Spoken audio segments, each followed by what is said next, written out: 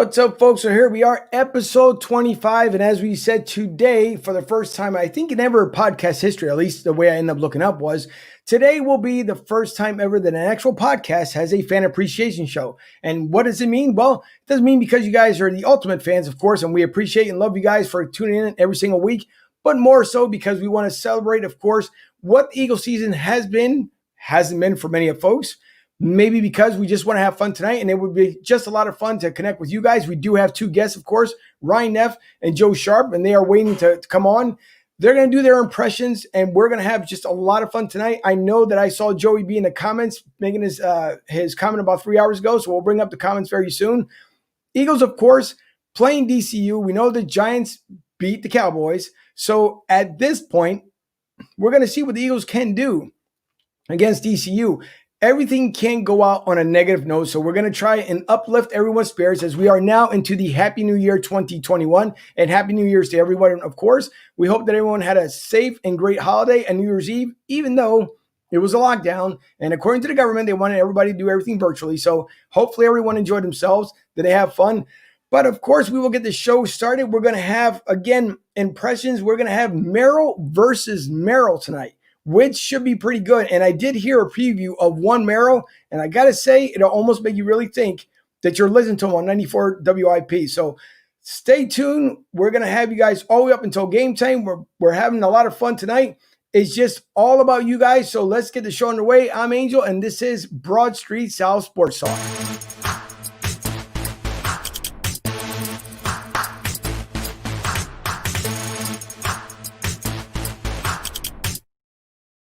So we hope that everyone had a great time. Of course, Eagles play at 8:20 tonight. It doesn't mean anything for the Eagles, but maybe for a pick. And I'll let Sherman get a little more into that as he comes on. And, of course, we can't do the show without probably one of the crazier guys that we know, which is Mike Fuji.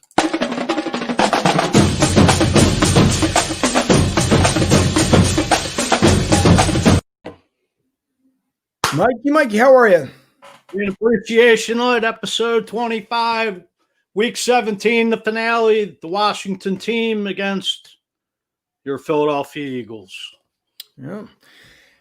It's going to be more than interesting, I think, for a lot of a lot. We got Wentz supposedly saying that he wants to take a walk. Who knows if that's true? Supposedly Lurie is going to be looking at Howie. That's been inside rumor. Who knows if that's going to be true? There's going to be a lot going on. And again, I see all the comments coming in, so I'm going to get to the comments here shortly. Because the other main contributor to the show, of course, the Guru himself, that we love and know he's going to bring the heat and fire up someone in particular. It's Mike, the Guru. Mike, how are you? Happy New Year, everyone. It's great to be here tonight. So, Mike, Sherman you know what? The Guru. So here's the question that I want you to post to everyone. So I'm thinking, as I mentioned a little bit earlier on the intro, is that something has got to mean out of the DCU game. And you mentioned something to me before we came on air. What does this game mean as far as who do we root for tonight? Yeah, and I think that it's a great question. So, we have a hatred towards the Cowboys and a hatred towards the Giants and a hatred towards the Washington DCU football team, whatever you want to call them. The Giants did their job today. As Eagles fans, we're loving the Giants because they took care of the villains. They took care of the 5 rings in the Cowboys. They're officially out of the playoffs. So what do we root for tonight? Do we root for the Eagles to win so that the Giants get the division and get a worse draft pick? Or do we root for the Philadelphia Eagles to lose so that they get a better draft pick with the asterisk that so many people in Philadelphia have complained about? It doesn't matter where Howie Roseman picks because he always finds a way to mess up the pick. So the question that I would love to pose to our audience tonight is, what are you rooting for tonight? Are you rooting for the Eagles to win and get the Giants in the playoffs? Or are you rooting for the Eagles to lose so that we get that better draft pick? And I'll be very curious to hear the responses out of the two of you and our listeners tonight, our viewers tonight. Well, that's what we hope for. I know Fuji's already getting fired up, so we're trying to save some of that heat and passion here for a little bit because I could already see it coming. It started. The wonderful thing is, which Ryan and Joe got to experience before we came on live here. As you're waiting in the green room, the great thing is whatever banter we got going on before we come on, it's great to see because Fuji, mellow. He came on until just the Jurus it was that nerve just twitched it just a little bit and fired him up. So you guys will see it yourselves. But of course, I've been mentioning I see it. I see Joey B. Of course, he's been on here since apparently 4:30 this afternoon. Joey B. We appreciate you along with everyone else. Of course, we can't do this show without you guys. And as Mike Fuji mentioned it today, it is the people's show. And that is absolutely true. Without you guys, we can't do the show. And we appreciate you guys following, sharing, liking the page, subscribing to the YouTube channel. And by the way, subscribing to YouTube does not cost you a dime. I get no monetization whatsoever. So that is just because when we make the switch over, that's where I end up being. So I can't say that more than enough. So I don't get paid for YouTube. And that's not why I'm telling you guys to switch on over there because trust me, you need like a million things in order to get paid from YouTube, but that's not why I do it. I'm doing it because it'll just be a lot better quality, and I'll kind of leave it at that. But because things are changing with Facebook. Again, the comments I'm going to get to right here very shortly, but I'm going to bring on right now because they're both waiting. I'll introduce here Joe Sharp first. So Joe, welcome to the show, and of course, it's Fan Appreciation Show, and we thank you for coming on with us as well. Joey, how are you? Welcome to the show. It's nice to be here. I enjoyed commenting last time and saying a lot of crazy things in the comments, and you guys were all very funny and very entertaining, so I appreciate it. Thank you. You're welcome. Thank you. Thank you. Now, later on, of course, we will have the Battle of the Merles. You happen to hear the Juru do it last week. Wait until you hear Joe's. The Battle of the Merles is going to be absolutely fantastic. And with that said, of course, we have Ryan Neff, which I call the Juru's stunt double. So welcome Ryan here to the show. Ryan, how are you? I'm fine. It's week 17 of the NFL. I think it's fantastic. It's a great week in the NFL, the playoff scenarios, the whole 9 yards. Great to see everybody. It's great to see you too. Yeah, I didn't know Arnold was going to make a appearance. No, so Arnold, I got to ask you, since you're coming on, then how did you like being the California governor? And I guess what would you think of the current governor? I'm not up on California politics since I left office, so I really don't keep up with it. I keep up with the NFL week to week because I'm passionate about the NFL. Well, that's good to know. So, Arnold, we appreciate it. I'm pretty sure we're going to hear from other people as well. So, thank you for coming on. And again, tonight is about you guys. Of course, we're going to break down some of the game because we can't go without it. We're going to break down some of the rumors. Things are going to happen. We've also heard that Jim Schwartz supposedly is going to retire for a year to take time off with his family. We've heard things like this before in the past. Someone will say, like Mike McCarthy, they're going to take the time off. Of course, he was let go from Green Bay, but it's because there's another team in the works that probably looking at Jim Schwartz of becoming a head coach. So I don't believe he's taking off just to take off. So it's going to be a lot of moves coming on here in the offseason. So I'll get to the comments here and we'll continue on. Joey B says, I've been here waiting for the show for 3 hours. Let's go. So Joey, thank you for waiting for 3 hours. Come on, Eagles. Don't lay an egg for Giants fans. And Joey, I'm pretty sure as I reached out here to someone else about the Browns, but boy, did they almost blow that game. As I mentioned it to you earlier on Twitter. Again, he says, Wentz, New England. My sister suddenly becomes a Bucs and Eagles fan. And I don't think that's going to happen, but she was happy that the Patriots ended up winning today. And Joey B says, is Fuji chugging Bud Lights yet? No beers tonight. I'm sober. I'm straight as a pin. Tom says, happy 2021 to all. And Tom, I did get your email as far as the article that you sent, and I appreciate that. So thank you very much. Joey says, happy New Year's. What's up, Angel? What's up, Joey? Yeah, go Eagles. Anthony Richard says, new listener, just found you guys the other day. South Philly strong here. Thank you, Anthony, for tuning in. We really do appreciate it. So welcome to the show. Tonight is about of course, the fans. We have Ryan and Joe, who've been around for a good while. And Ryan, in case people don't know, so we had Arnold here on a couple seconds ago, but Arnold also does the stunt double for Sherman. So when the Juru is back at work, anything that has to relate, because we can't hurt the Juru's face. We need him for video. So he does all the forms. So in case you guys missed that. Dougie Corner says, what's up, bro? What's up, Dougie? a great fan of the show, and we do appreciate Ducky and everyone, of course, that comes on. Umbrella drinks for everyone. North Jersey buying if Eagles win. Well, Joey will hold you to that. And by the way, Joey, just to let you know, none of us have on stilettos. So even though the Eagles can lose, right, there's no stilettos. But good play on that. Can't do it. No, this Bud's for you. Oops, sorry, jumped ahead too high. Corleone is back. Yes, he is. Chris Stefanowski, born and raised in Philly, now living in Michigan. Great show. Thank you, Chris, and thank you for tuning in. Chris. Thank you. Chris just asked, and I'm pretty sure it's freezing up there because I got a friend up there working right now doing the pipeline. How bad is it? And not to say anything, of course, because Minnesota has been in its potential, but not only how is it with Minnesota, but how also are the Vikings. So let us know there. Tom says, hi, guys. Mike shares a sit back and enjoy. They're only at 1:30. Go Eagles. So Mikey shared a link there somewhere. Not too sure from ESPN. So, but the game is going to be televised on ESPN. Joey says, Professor, if Eagles win, I'll buy the first round of Tampa Joe's next season. Well, I'm holding you to that. Yeah, they would have to actually make the travel down here to Tampa in order to make that happen. But That's all right. There could be a possibility. I'm just putting it out there. There could be a possibility that the show could be live up there, maybe Chicken Pete's or somewhere else, come maybe the draft. We'll see. Things are being worked out, so we'll see. We'll leave that as a. Are you coming home to Philly? Really? It could be a great possibility that I'll end up doing a show with the guys up there in Philly. So yeah, and maybe the draft, if not a little bit, later on. I don't know if I actually want to go into deep freeze again, but we'll see. And or possibly Cleveland, and I'll leave that one there as well. So we'll see exactly how that happens. My client says lost the game and trade down. Lose the game and trade down, I guess he was trying to say. You guys rock. Thank you, Joey. Chris says, as much as I would never want the Eagles to lose it, it would be best if they do. And we do agree.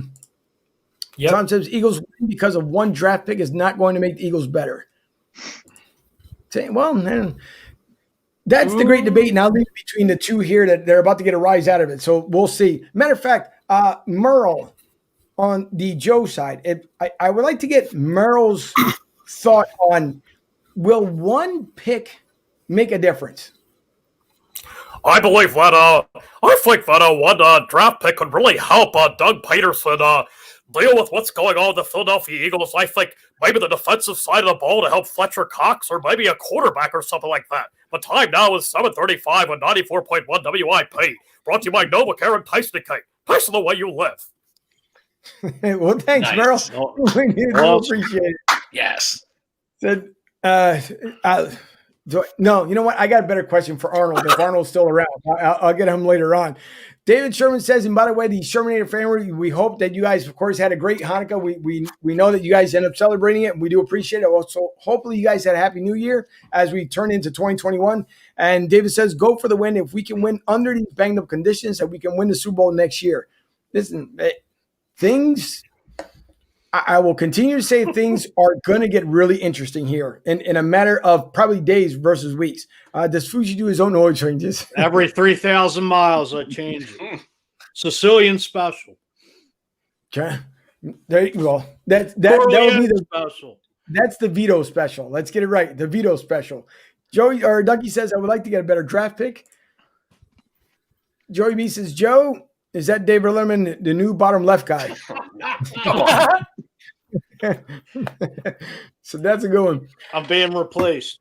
Salima, yeah. Well, I guess I should end up moving around here. Salima, thank you for coming back. We appreciate it. Hello, guys. I hope you had a good New Year's. David, hi. Salima says, who else is glad the Cowboys lost? The entire crew. Dallas sucks. So we do appreciate it, but yeah, we're all happy to end up losing. Ryan and Joe are awesome.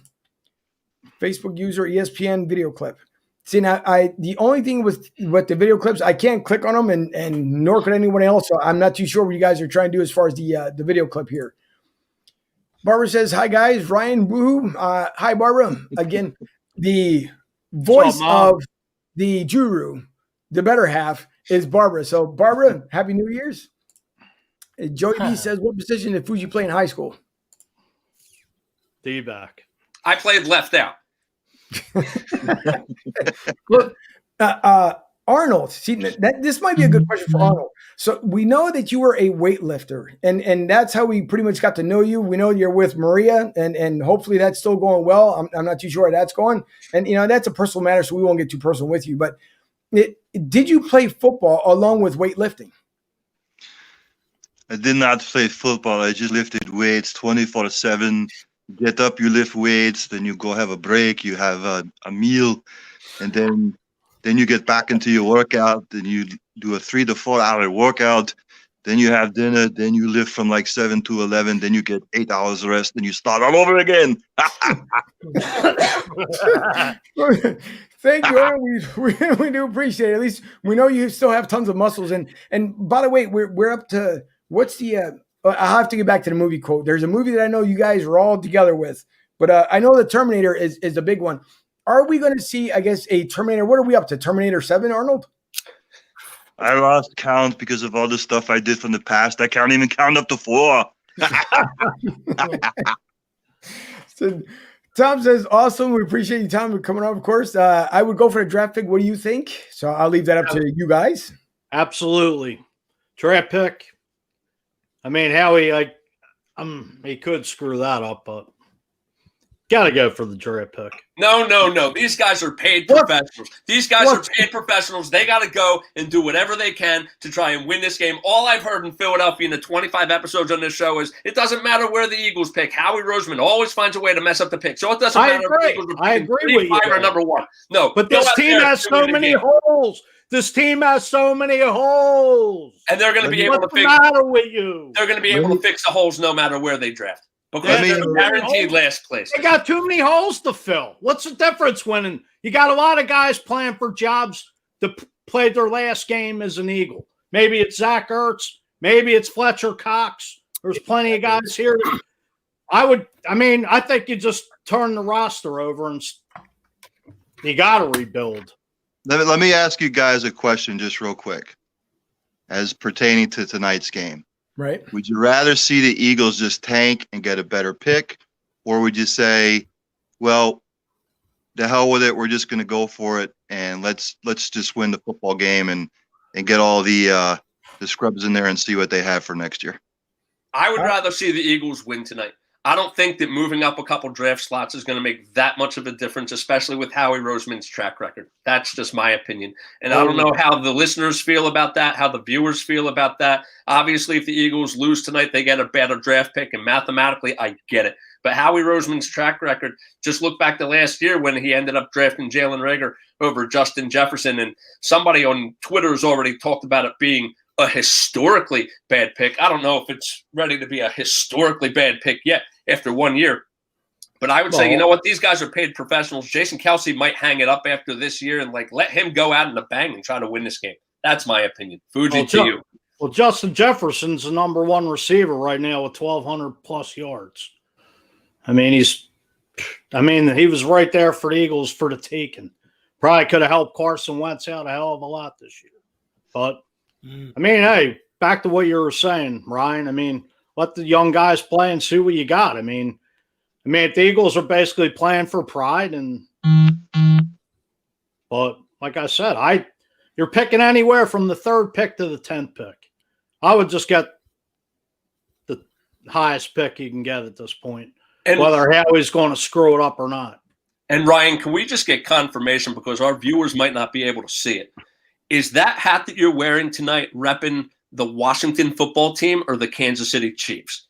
It would be the Chefs, my friend. Okay, I just want to make sure. I know that you're a Chefs fan, but I don't know if the viewers know that. So Ryan in the bottom left-hand corner is a Chefs fan, 14-1, the number 1 seed in the entire NFL this year. Okay, we actually have a name. So the Chefs or the Chiefs? Oh my God! Pretty much unlike DCU, I guess, because they're trying to figure out what they're going to be next year. And so far, from what I heard, it's still going to be DCU. As far as for me, I don't want the Eagles to tank it. I would prefer, and I did mention last week that there is a hype video for this week, and I'm going to play because, again, you cannot go. First of all, Philly within itself, and we know this, Philly within itself, if it's a cold, long winter, and the Eagles. Don't care about the Phillies, don't care about the Flyers, don't care about the Sixers. We're talking about the Eagles. Eagles go out on a losing note, on a bad season the way it was this year. It makes everybody 1,000% more irritable. So for the Eagles at least to have some promising hope, hopefully they go out tonight and they take care of business. And I will put up the hype video. So for me, they should go out there and give it as much as they possibly can because that's the only thing they can do. I mean, that's what they should do. There's no reason for you to tank it. At this point, if Doug says, and I have a clip that I'll play later on here on reasons why things didn't go the way they were supposed to in 2020, and he says supposedly he should be the head coach coming back. And again, there's rumors where he's going to be let go. Doug wanted to go to the Texans. There's a lot of that stuff to cover up here and momentarily as we have about an hour and 15 minutes before game time. For me, it's one of those things. The Eagles should not lose tonight just for a draft pick because they got more problems than I don't know. I don't want to say it in a bad way, but Eagles have more problems than a bill collector calling someone's house. Put it that way. So, Angel, not to cut you off. This team, since about the last 2.5 months, has been flat out trash.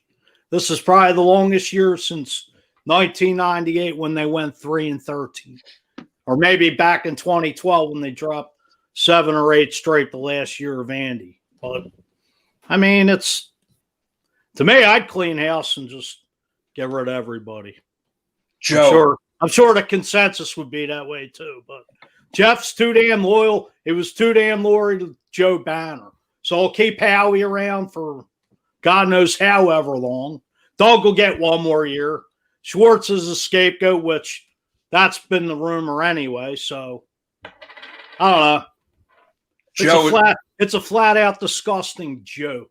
Joe is a guest on our show. We'd like you to weigh in as well, so that you have an opportunity as to how you feel about tonight. Yeah, I'm going to be greedy here. I would like to have both, the best of both worlds. I think they're going to have the young guys play. I think that they have 9 people out. Dallas Goedert's out. Miles Sanders is not playing. I would like to see Quez Watkins in there. I'd like to see some other guys to see what you have. And they're going to be coached to win. They're going to be coached to play to win. But with those deficiencies, if they do lose, to me, it's a cherry on top because I do think that a couple draft spots ahead, around that top 5, there is a cutoff. I mean, it depends what we see in this draft. It depends how good the wide receivers position is. It depends how good the defensive end position is, all those things. Like last year was a historic wide receiver group. So, I truly think that from 5 to 10, it could be a big difference depending on how that tree shakes out with all the talent opportunities there. Of course, I don't want to lose it on purpose, but I think that it might be a fortunate thing that happens to get that better pick. Okay. There's going to be a lot of debate, of course, because it's we know tonight that's it as far as to the Eagles.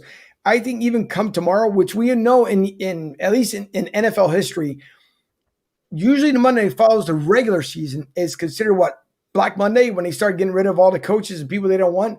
I'm not sure. I wouldn't say that Jeffrey Lurie is going to jump on that same kind of bandwagon and say he's going to get rid of people. But if it comes down to it, maybe he'll do one to kind of shake up the tree a little bit. But me personally, I just feel, and maybe with a little insight, there is going to be some changes. But I do believe that Doug will still be the head coach here come next year for 21, which obviously the season we're in right now. But he will remain as the head coach. I'm going to get back here to the comments. I'm also going to play because, again, and folks, if you see me kind of sipping water or a white mug here, I'm feeling a little bit under the weather, and I feel the kind of temperature rising a little bit, and that's not because of the discussion. I've been feeling under the weather all week long, so I'm going to try to do my best to stay in and hang on as long as I possibly can. So if you guys see me sipping out of something, I normally I don't do it, but I just to kind of let you know. I'm going to get back to Salima's one here because I know she mentioned Anthony Richard. I found the show last week and loved it, and that's why I came back. I see you did also, and that's why we're here. Welcome. Thank you, Salima. I appreciate it. And same way with Anthony, appreciate you guys for coming on for the first time, and we do appreciate it a lot. And if anybody wants to jump here in the circle, of course, you can email us at broadstreetsouth sportstalk@gmail.com. And I'll send you the link, and you guys can come on and join the discussion window here. So we do, but we appreciate everyone coming on. Rick says, 2 words, Devontae Smith. I got 2 words: offensive line. Fuji? You're trying to say something, Fuji. I got I'll All right, start. we'll go to Joe. I Joe, what do mean, you think? Well, my thing is like, okay, everyone's going to say the offensive line is so trash and bad this year. But if you watch breakdown footage of like the individual players, obviously we know they weren't all together for 13 or 14 games. They finally had 2 weeks where they actually were the same like group. And now they're going to be a different group again. Jordan Mailata has come a long way and looks very good as a starting left tackle. Jack Driscoll has done a lot of good things as a right tackle. Matt Pryor is trash. Isaac Salamalu probably will be at least have the shot to replace Kelsey at center. We still don't know what Andre Dillard is, even though he's got the smaller arms. He doesn't have that big striking ability. You're going to draft an offensive lineman anyway. Do I think you need to get a top guy there? I think the reason offensive line was so bad this year was because of the fact that all those injuries happened, and then you have all these guys trying to make do with this makeshift line in different positions where they're out of position and being pulled over other places with Jason Peters. I'm sure we'll have plenty of injuries again because we can't seem to get over that. But in general, if you look at the individual play of some of those guys that came in, we actually did some decent development with them. Like I said, Jordan Mailata looks good and Jack Driscoll looks good. I would go for a playmaker either as a wide receiver or a corner or something like that, even though we suck at drafting corners. I wouldn't go for a top offensive lineman. We literally just did that 2 years ago. I would still draft one, but I wouldn't draft him in the top 5 or top 10 personally. Okay. Fuji. well, you definitely could go for another receiver, but with Howie's track record, who the hell knows? But, I mean, the offensive line is John Dorsey. Carson Wentz was sacked close to 50 times. And Jason Peters has been stealing money. You don't know with Jason Kelsey. Lane Johnson, I think, is on the way down because of the PEDs.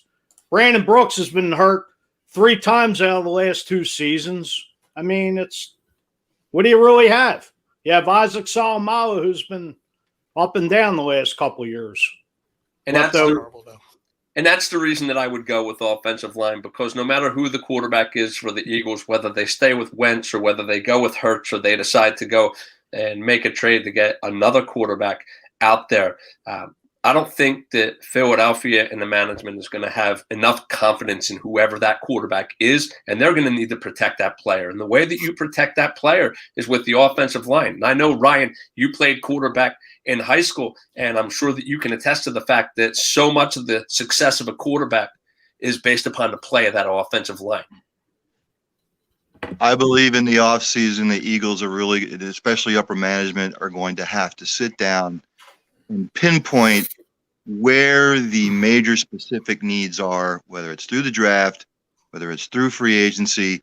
And I played quarterback in high school for 4 years. And I'll tell you, if you don't have the material to throw to, or you don't have the material in the backfield to take the pressure off, I don't care who's playing quarterback.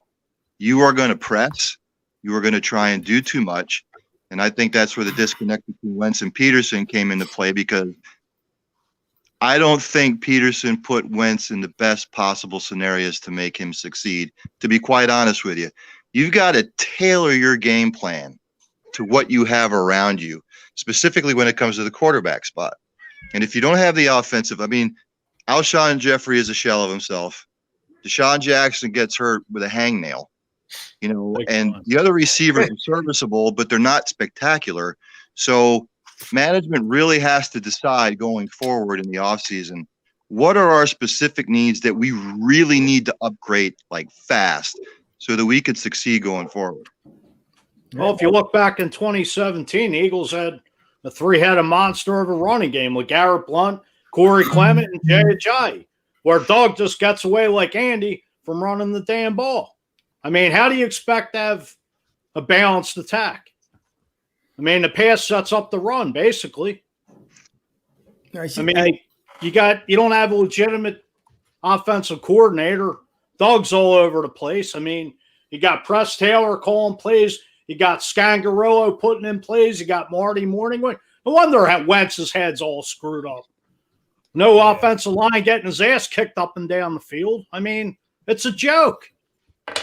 But you also, if you take a look at it too, Mike, though, the big thing is that, there might have been a lot of people under Carson Wentz's head, as you just mentioned, but also, too, Carson Wentz needs to learn how to develop his own self. So you may have 3 or 4 people in there coaching you, telling you what to do, but you yourself as the individual, you are part of a team. So there's no I in team. But the thing is that you as the individual have to figure out what's best for you and who is leading you in the right direction. So you need to voice your opinion, as all of us do, of course.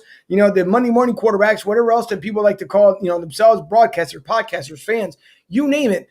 Carson Wentz has yet to step up. I mean, we heard number 5 will always love you. We will hear that until the end of time. And the problem was that Donovan was always between Andy and Donovan. I know this will get you fired up too there, Fuji, but Andy and Donovan, it was always like, I screwed up, this happened, that happened, blah, blah. And if you look at it related to basketball, Shaq used to do it all the time. I dribbled the ball, I passed the ball, I shot the ball, we lost.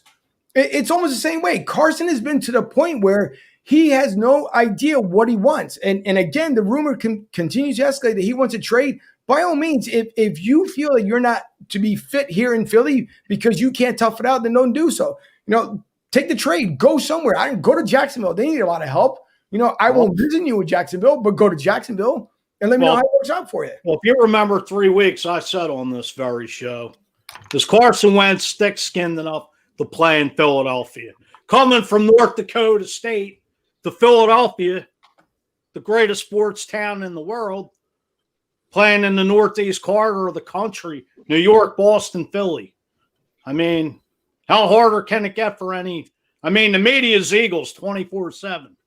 I mean, the media is always looking for a story to stir something up in this town. They've been doing it with the Eagles for years. The Eagles sell papers. Look at the ratings on WIP, 97.5. It's like football's gospel and God in this town. That's what people want. They want Eagle talk. Right. So let me ask you this question then. If you're the media right now, would Carson Wentz be last out or first out? I'd get rid of Howie first. Howie needs to go. Howie's the goddamn cancer of this. He can't draft. Why do you got to trade 2 picks to go out and get Darius Slay? All right, great move. Why do you go out and sign Alshon Jeffrey? Why do you bring back Deshaun Jackson? Because you can't draft receivers and you can't draft D-backs. No, you just can't draft, period. Well, I would say this. Free agency is bad too. If Carson Wentz is going to be the last out, then maybe he can go over to Last Out Media and become a podcaster. At least that's what I'm looking for. Because maybe Carson Wentz isn't made for football. Maybe he could be a Tony Romo. And if he wants to get there, of course, the experience that Last Out Media has, John William Crichton, Vince Quinn, and John Barchard, by the way, who loves to coach us, and we're having a great time with them. You guys take a look at the website, of course, lastoutmedia.com. And you will see all the great shows they have on there. But if you want coaching lessons, even if you are a podcaster, even if you've been a radio personality, they are there to help you. They do voiceover work. They can coach you. So take a look at Last Out Media, of course, lastoutmedia.com. And that's what I have to say, at least about that. So, we're talking about here Carson Wentz and the era that he's had here in Philly, not the era, but of course the 4 years that he's had coming up on 5. To be in Philly, and I'm going to get back to the comments here momentarily. To be in Philly, yeah, you have to be thick-skinned. I mean, I'm down here in Tampa, believe me, and people know down here that I don't do this whole Florida, hello, how are you? Yes, good to see you. You can do that cuteness with the Buccaneers, but with Philly, it doesn't work that way. So being a transplant up there from Philly and being in Tampa now, you still have to have that thick skin because you always have to be on guard. Carson Wentz coming into this team, 2017, we can talk about it to the end of the world. And I even have a good video as far as when it comes to 2017, the remembrance of it, because again, we cannot go out on a negative note. And I wish we could say we'll be back on at the half and post game. Unfortunately, it won't happen because a lot of us have to get up at dark 30 in the morning. I don't think it's any negativity. It's reality. I mean, when we said Eagles flat out suck, they suck. It is. I'm not disagreeing. I'm not disagreeing as far as saying that you're wrong by any means, because we all know Carson Wentz just he can't get the job done. He's tried. Don't get me wrong. And who went to, what was it, to the Raiders? former wide receiver here. Nelson Aguilar. And how's he doing? Number one pick of 2015. Right. And we've seen what he did with the Eagles in 2017. Could he do the same thing with the Raiders? Who the heck knows? But maybe, like I said, listen, I'm pretty sure the Colts will be calling. I don't know if Phillip Rivers will be the next quarterback again for the Colts. There's going to be people calling in for Carson Wentz. And if the Eagles can make sense of it all, and somehow within, and what is it, Mike? The salary cap is between 65 million to 80 million? That the Eagles are in the whole around there, yeah. All right. So again, you're going to have to do wonders, and that's what we're going to see if Howie is actually going to earn this paycheck this season. So again, lots and lots to get into. Let me get back to the comments here before I end up forgetting a little bit more. So Salima says, "Oh, sorry, we went to that one." Read that one. Yeah, Rick says 2 words to Mike Smith, which we talked about that one. We got back to this one here. Mikey, you ran circles around the football team on the track. That is, Mike, get down the leg tonight and play receiver. Mike Klein, of course, the president and CEO of the Philly of the South Philadelphia Eagles fan club. That's usually there at Tampa Joe's, and I'm pretty sure they'll be there tonight as the final game will be played at Tampa Joe's. My 2 dogs, Dallas and Sucks, are very happy tonight. Go Eagles! And I've seen both dogs, and they are they are Dallas and Sucks. They do have other names, but they are Dallas and Sucks during the football season. Joey B says, "Where's my sister? Who will be the next Pats QB?" I talked to my sister earlier. She was very happy that the Patriots won, but she's in agreement that Cam Newton should not be the starting quarterback next year. Joey says this team has more holes than Swiss cheese, which is actually true. Mike says, Tank can trade down for more picks. I still don't believe that. Rick Marcus says, "You play to win the game." Anyone? Herman? Agreed. Pure. Well, I'll say this. Come to play tonight, but lose the damn game. Thank you. Let me just Does that make sense? Doesn't make sense.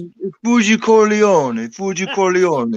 Let me just piggyback off of something you said. When you were talking about Ajayi and the running back stable that they had, like, was it 3-4 years ago? Super Bowl. And I don't know how y'all feel as Eagles fans, but I thought the biggest service that Doug Peterson did to Wentz this year was Miles Sanders was averaging 5.1 yards per carry through like the first 6 games of the year. And Doug constantly got away from running. He could have even used both Sanders and Scott, but all year long, when it was successful and it was working, and the Eagles were chewing up clock and they were putting together sustained drives, he got away from it constantly. And I thought that was the biggest disservice that he did to Wentz all year long. Well, they even went out and got Jordan Howard. They didn't even use him. Exactly. They used him in the Green Bay game. I want to see Holyfield tonight. They're like, "Oh, we like Holyfield. Let's bring him from the practice squad." Nah, we won't try to use him. I'm like, what the hell are you guys doing? It annoys me so much. Well, it's like Doug ran the ball down Dallas's throat, ranked 32nd last week. Then he gets away from the run. I mean, come on. It's forget it. Yeah, I quit. So what would you do? Does Roseman go? Does Peterson go? Does Peterson stay if he hires an offensive coordinator? They hire an offensive. I mean, I know Fuji said that you would get rid of Roseman first, but if you're going to get rid of Roseman, do you keep Peterson?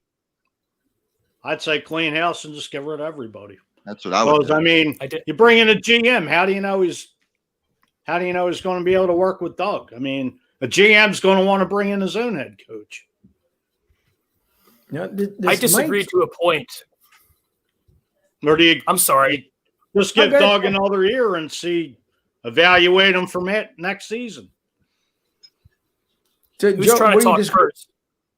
So I think that you keep Howie if he's really good at the money side of stuff. I know he's screwed up with things, but do we know that John Dorsey is going to be the guy that can actually, because we have a lot of money to move off the books this year. We know that Malik Jackson and Javon Hargrave suck right now. So we're going to move one of those guys. One of those guys is gone because we need money from that.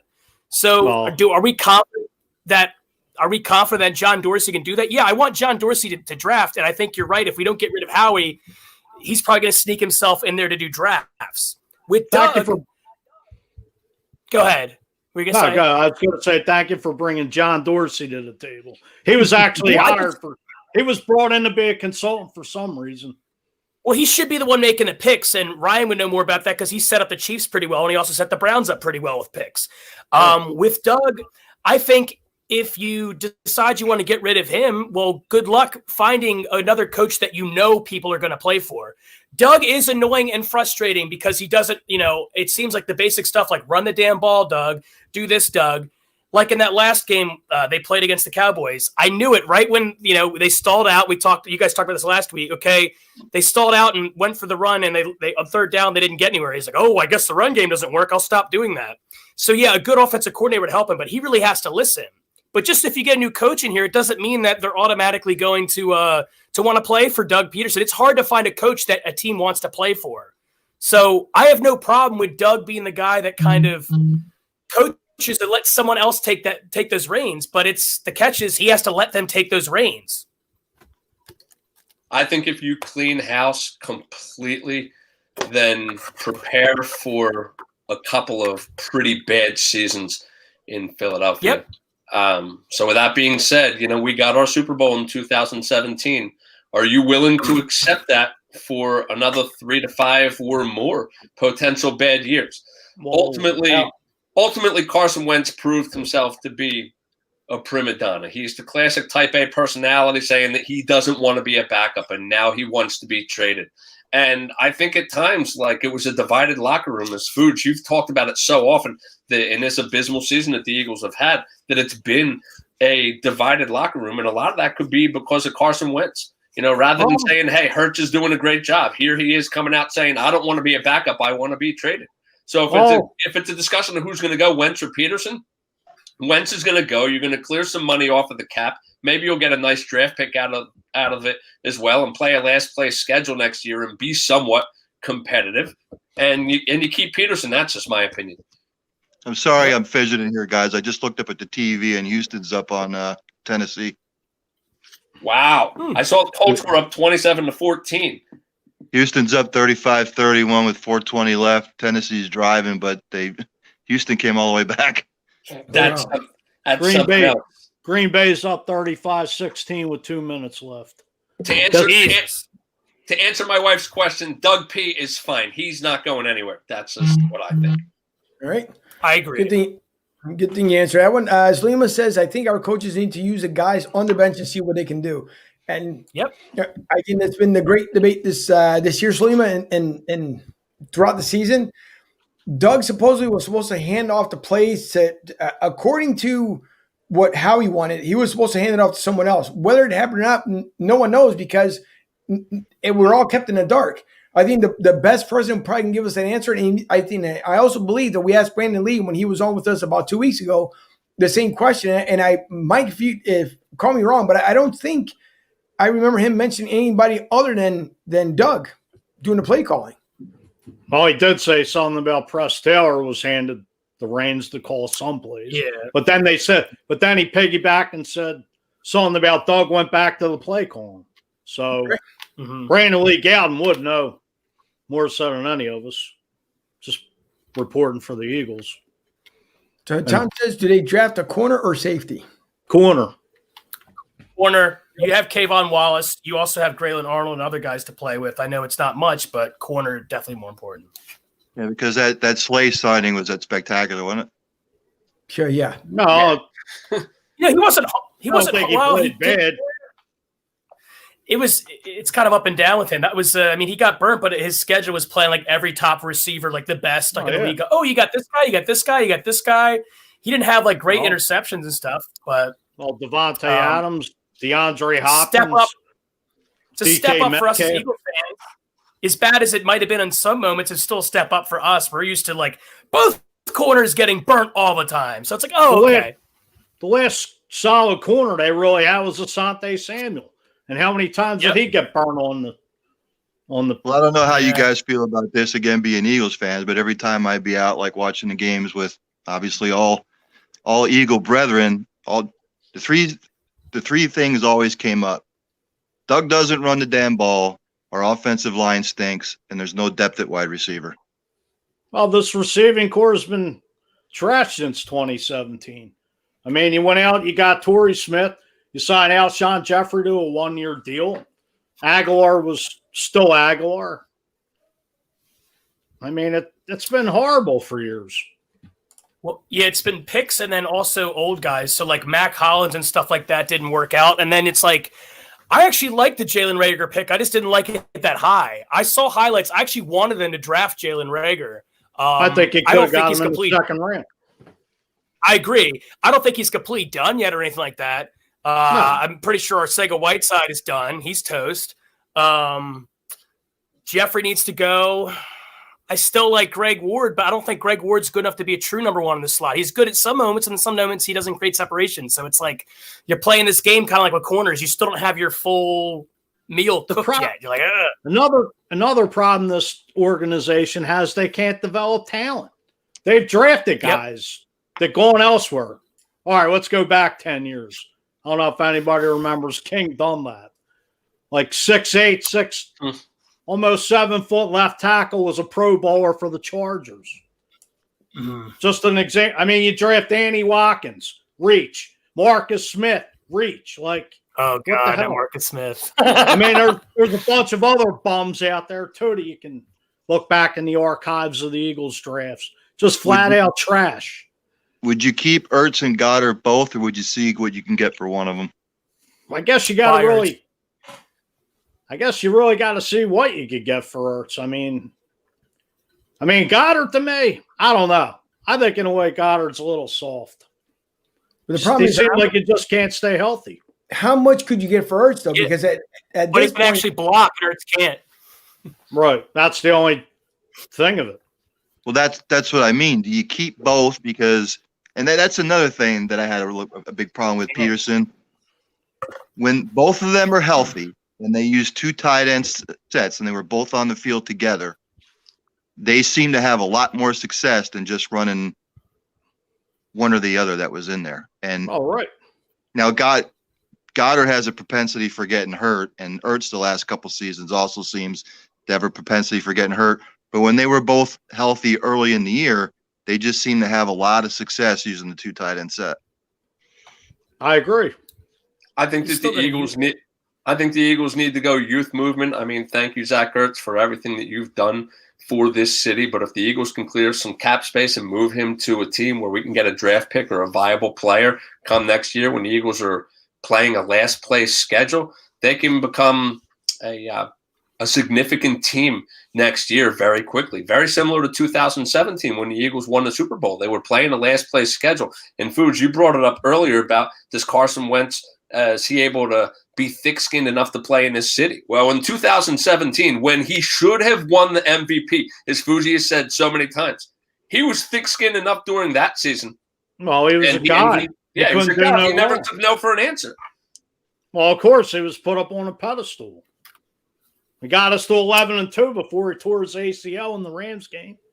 And then Nick took the helm, and Nick became the god himself. Yeah, but look who was calling plays for him back then, too.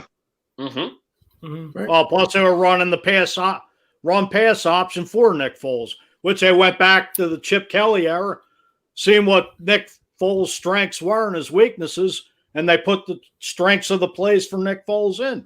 That's why we won the Super Bowl. And all because 4 years ago, the Frank Reich Carson Wentz experiment worked doesn't mean that if Carson Wentz goes to Indianapolis in 2021, then it's going to work again. It's one of the things that I wanted to bring up on a previous show. There are so many people in the Philadelphia tri-state area who love to live in the past. And I guess that's something we'll get into on another show because I don't want to stir the pot with too much. But there's a lot of people who just love to live in the past by putting a name out there. Like Deuce Staley. Ooh, Deuce Staley. Like he was great for my team and scored all these fantasy points. Why isn't he the head coach of the team? We don't know if he was actually interviewed for the position. And I think that a lot of people would almost say, yeah, I'd rather have Deuce Staley as the head coach of the team because I know that name and I liked him when he played. Well, because you liked him when he played and he scored all those fantasy points for you doesn't necessarily transfer into winning football years later. Deuce Staley was interviewed. See, I've said this before and I'll say it again because Angels posted it a couple of times the last couple of weeks. You know, I think the biggest – when Frank Reich left, it destroyed Carson Wentz because he had that relationship with Frank. That's probably who he went to consistently and Frank put him in constant positions to succeed. And when Frank Reich left and it was just Wentz and Peterson, I just think it went to all hell. Well, it was also That's what I John wondered. DeFilippo, too, as the quarterback's coach. Yeah. But it's funny, Filippo didn't succeed other places. And I don't understand if it's like Peterson not putting the effort in to work with him, like there's something there, or his way of coaching, he doesn't kick people in the ass. Like maybe Frank, like there's a lot of what ifs. Like we don't know. We make assumptions based on it. Like we think, well, Carson, sometimes it appears like Carson just wants to do his own thing, and people will be like, oh, he audibles out of plays, audibles out of this. He does do that sometimes, Well, he but you have changes to the actually plays look. at the line. He does, but we don't know how many times we'd have to take real data of that. I'm not a Wentz apologist either. I don't really care. I'm not on the pedestal for Wentz or for Foles, because I said last time that Super Bowl does not happen without both of them. Even though I don't think Wentz would have won any playoff games, I also don't think Foles would have been healthy enough to even get us there, because he also is injury prone and also has been never played full 16 games. He's kind of more injury prone up here with his arm and everything and his collarbone and stuff like that. Even when he had an opportunity to start, even when he was behind a really good offensive line, he still found ways to get injured. So there was a perfect storm in 2017. But Well, yeah, I don't know, man. the offense was blowing out teams by 30 points at the half. But it's just weird coaching. I don't get it. No, I'm going to get back to the They're getting commentary. paid. Throw it. I don't know. We're going to keep the debate going here, but I'm going to get back to the comments because I know they're coming in kind of fast and furious here. Salima says that we have a losing streak whether we win or we win tonight or not, and we can't afford to have any other starter get hurt. Finally, we do not need to help the Cowboys have any chance at the playoffs, which we find out that they're really not going to get it. If the Eagles end up winning tonight, then everyone, then again, if things flip tonight, who knows? Maybe that. I'll leave it at that. Tom says Sutto's the backup tonight. What do they have to do to lose? Nothing. I want them to win, but we all know they lose to the teams that they support to beat, that they're supposed to, beat and win the game. They should be winning. Mike Klein says, bring back. Oh really? My. And I'm going to shut up. I'll let that one go. David Corner says, yo, Mike, Fuji, you're right. They need to clean house starting from the top. It's long overdue. How you doing, Dave? Jake, and hopefully, I'm not saying the name incorrectly. Sorry if I am. Jake DeBose or DeBose? Jack DeBose. How you doing, Jack? Thanks for tuning in. All right. Oh, it So says Jake, so I want to make sure. Yeah. All right, the Titans just scored. We appreciate Fuji. I stole a free week from Wawa. So Jordan, What's the refill? wait a second. The new bottom left guy played quarterback in high school with or without the beard. Oh my god, that was Peach Fuzz back in the day, man. Nice. Good to know. Shiz Bunny says, sorry guys, not sure if you answered this already, but who do you think will be the new defensive coordinator next season? That is a very good question. Anybody want to take the helm on that one? Yeah, I would really need to do my research on that. I'm not even going to put a bold opinion out there because I really don't know. I mean, the Eagles are going to need to take some time in the offseason and make a decision, and I'm sure that there's some trendy names out there, like maybe Seth Joyner, who's always on Comcast trashing the Eagles, not making good plays. Maybe he'll be interested in the position. I don't know, but I would really need to do my research on it. I'm sure that there'll be a lot of viable candidates. Seth Joyner knows his stuff, but this organization's too. They won't hire a guy to tell it like it is because Lori don't have the jewels to do it. Yeah. I don't know who they would need, but who I'd want is I just get tired when they promote from within. So people are thinking that Manuel, the cornerbacks coach right now, they're thinking he could be a defensive coordinator. I heard his name. Yeah. I'm not really super thrilled about him or what's his face? The former Dolphins guy that was like with Jim Schwartz. I'm not really I would like someone outside the organization, honestly. I would like someone that's like just a stern, like just straightforward, like this is how we do it. Like that's the kind of defensive coordinator I'd want, but still a guy that would be able to actually work with Doug. It felt like Schwartz and Doug were not on the same level either. No, like they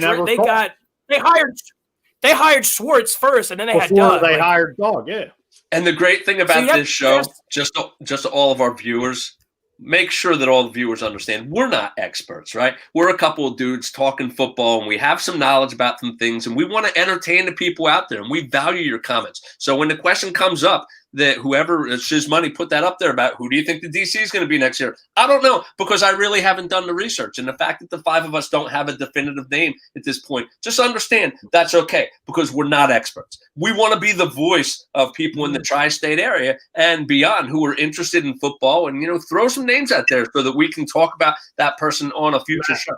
Matt Patricia, who got fired from Detroit. I would go after like a Rex Ryan type. He'd be perfect for Philadelphia. Blue collar attitude. Buddy Ryan's son. Successful defensive coordinator. You got Well, my thing is, does the defensive coordinator want to play the 3-4 defense or the 4-3 defense? It all depends. There might be someone who might know who our next defensive coordinator might be. I'm just saying we don't know, but I'm pretty sure. And he can probably do it from Cleveland, from the Cleveland hometown. So I think Just Joe from Cleveland's Finest podcast can probably interject here and figure out who could be the next defensive coordinator for the Eagles.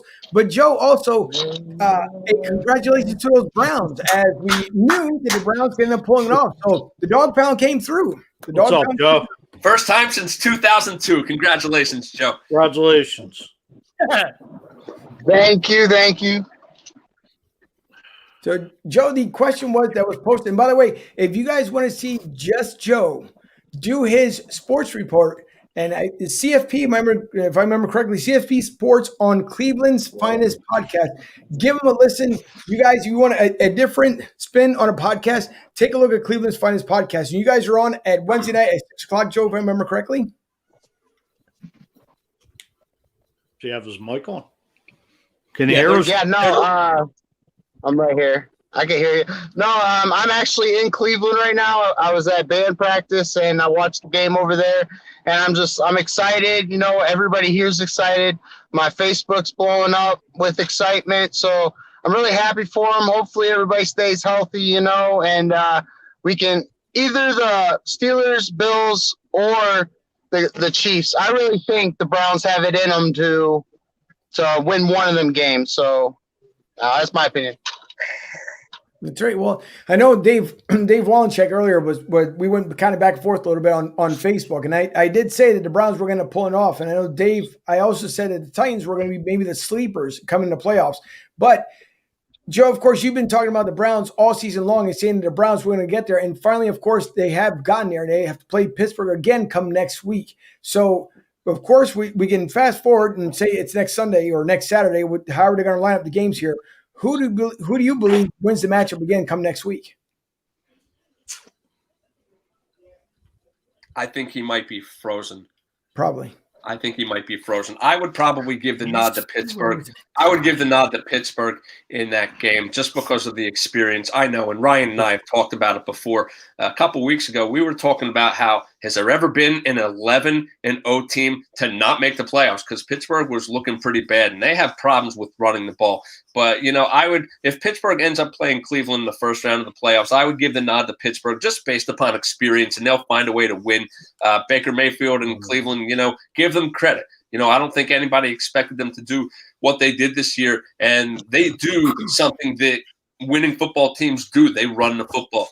But I would give the nod to Pittsburgh in that game if the two of them end up playing next week. I think Pittsburgh's stumbling in the playoffs. I think they're going to go out round one. Drew. No, go ahead. Go ahead. Because the last month they've looked horrible. Just no cohesiveness outside of beating Indy last week. You ever notice, though, with Pittsburgh, it's like the bookies and the Vegas don't know what to do. They're like, oh, they're so trash. And then they go out and beat the Colts. So my thing is, and early on in the season, you know how they did this with the Eagles 2017? They talked about all the historic stuff. The Eagles haven't been such and such records since then. And that year they went to the Super Bowl. They were saying that with the Steelers early on, like they knew something was up. They're like, the Steelers haven't been this great till they went to the Super Bowl. How crazy would it be if the Steelers actually got all the way there and like somehow somehow beat certain teams. Like I wouldn't think it's nuts. I feel like there's something weird about them. I would love for them not to get far in the playoffs because the Steelers kind of annoy me, but I feel like something's weird with them. They kind of have this coy look to them, like they're just done and they're out of it. And then miraculously, they just happen to win these games. So I don't know. They just look horrible like the last 6 weeks. I don't know. They do, but watch them come and look really good in this playoff game, and you're like, what the? I'm not gonna say it, but you're like, what the heck? I'm actually going to go with the Browns next week just because of Pittsburgh's inability to run a football. I mean, they're literally averaging like the last I think what was the stat I saw, like the last 10 weeks they're only averaging 60 yards per game rushing. And I know the Browns have to go to Pittsburgh and blah, blah, blah, blah, and X, Y, and Z and all that. But I just think that the Steelers' inability to run the football, and you're getting deep into the playoffs now. We're starting the playoffs next week. But you're in January. If you cannot run the football, you ain't going far. So I think the Browns pull off the upset next week. Well, I think Cleveland's got the number one running game in the league with Kareem Hunt and Nick Chubb. Yeah.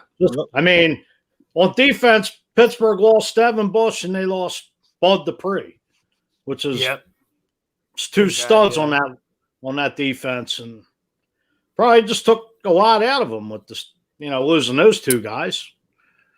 But like in the playoffs, there's nothing predictable. It's always something crazy happens, like a weird call, a missed catch. It gets very political in this situation, and I'm just thinking something.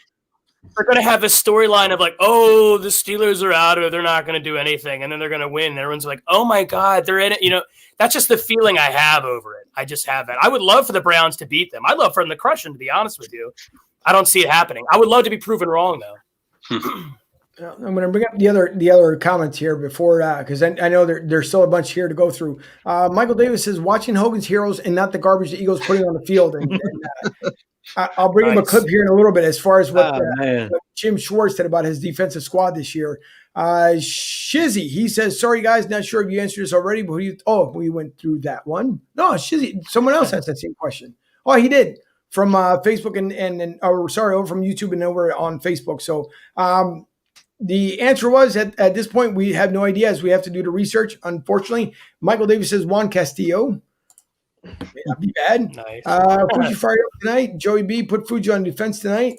I want to see Fuji on corner blitz. Phillies fans rule from Tom. Shizzy to switch over real quick. He says, how about them 76ers? What a difference a coach makes. And big time. Yeah, they're definitely getting the job done. And we will get into it here in a little bit. Anthony Richards says, Selena's, as a radio host, I really enjoyed this. So thank you, Anthony. We do appreciate it. Doug hates the run. He cost us a season with all the passing. There's the great debate that we've talked about so far this year. Andy comes back and says, if the Eagles don't move Wentz, there's going to be so much drama. Obviously, Doug is the issue here also. Carson will go on the record, but he has hinted.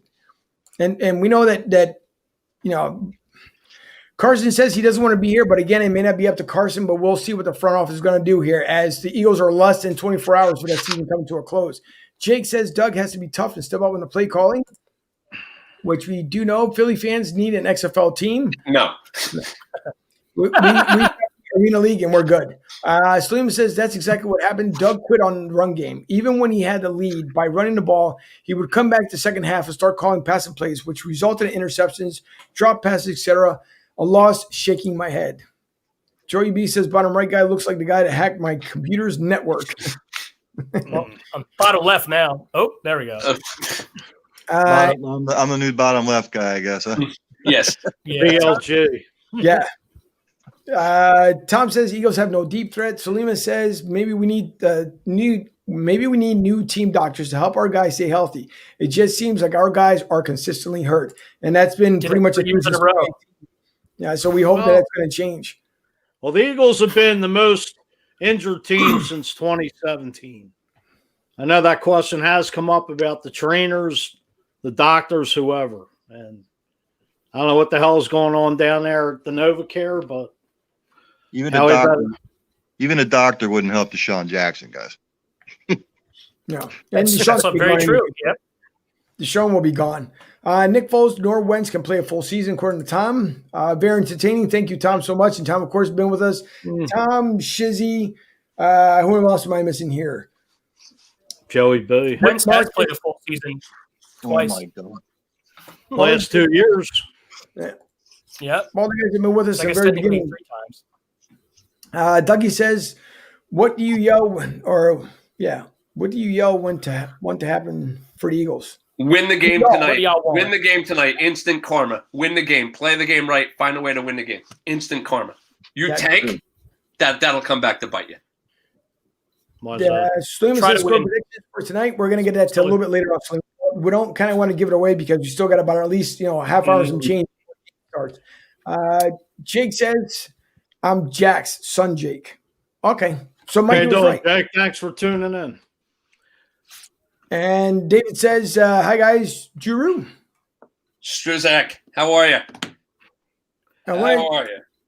want to show a clip here of what Jim said, the reason why the defense wasn't stepping up as they should have, I guess, this season. Well, I've said a long time that if you chase turnovers, you're going to put yourself in bad positions. A lot of them come from game situations. You mentioned pass rush. A lot of them come when you're protecting a lead and your D-line can just do nothing but rush the passer and your coverage can stay back and know that quarterback can't just afford to take checkdowns. He's going to have to force the ball into coverage. We really haven't had those kind of opportunities a bunch. I think that, turnovers are important to us. You talk about things that you want the defense to do, keep points off the board, and turn the ball over for your offense. It's an important part of what we do, but again, no excuses. We haven't done a good enough job there. As far as Slay, it certainly didn't show up in the stat sheet as far as like interceptions and things like that. But there were a lot of games that, quarterbacks didn't throw very much at him, including this last game. And, first play, there's help that should be coming his way on that first play. And, it wasn't there and it made it look bad for him giving up a long completion. But after that, man, I have a hard time remembering another completion that he gave up after that in this game. He shadowed the best receivers. He's made some guys disappear. He's had a couple games that he probably wasn't at the top of his game, but I think that more falls to, the NFL and the load that we put on him and knowing that, you're not going to pitch a shutout against great receivers every single week. Yeah, no, we've considered a lot of different guys. Right now, we feel like Boston gives us the best chance to help our football team back there. There's a lot of things that go into that. It's not just his ability to return the ball, but decision-making, toughness, obviously ball security. I know we put one on the ground yesterday, but ball security is a big part of that. And there's, what his role is on offense or defense. There's a lot of things that go into that. Right now, we feel like he gives us the best chance to help our football team win. Doug, let's talk about some of those injuries. The offensive line, we are reminded again and again that you can have all the skill position people you want, but if you don't have a great offensive line, it is very difficult to execute the offense. So in the big picture, do you expect Brandon Brooks and Andre Dillard and Lane Johnson and Drac Driscoll next year to be 100%? You feel like this offensive line has the pieces in place to be great again? I do, and I expect those guys to be out there and playing and building that continuity again and having success there. And as long as that group stays healthy, I think you can do some really good things in your run game and in your passing game. And again, that's been kind of our season, right? There's been flashes and glimpses of that all year long. We just haven't been able to sustain that.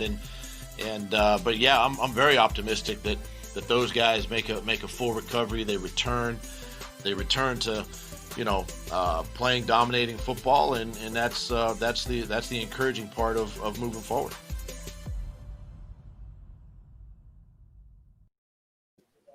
Jim George, of course, described why the defense was chasing turnovers, and that's why the defense didn't do as well as it did this year. I'm curious to know, around the horn here, how does everybody feel as far as what Jim Schwartz said, and even you guys out there, and you can state it on the comments. And by the way, if you guys want questions, you can ask us as well, because tonight is about you guys and fan appreciation, as we appreciate everyone who tunes in. So I'm curious to see what do you guys think as far as what Jim Schwartz said in that clip there? Well, I'll say when he stated about going for the turnover, I mean, the Eagles have lacked in turnovers this year. And, Jim Schwartz isn't a defensive coordinator that doesn't blitz a lot, which I don't understand why. And you got guys playing 7 yards off the ball with the receiver. I just don't get the guy's philosophy.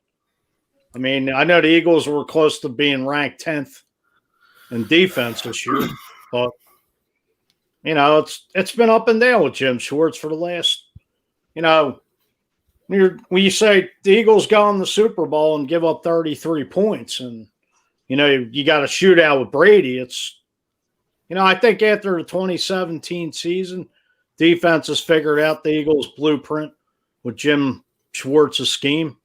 I don't know if anybody wants to piggyback off that or not, but what do you guys think?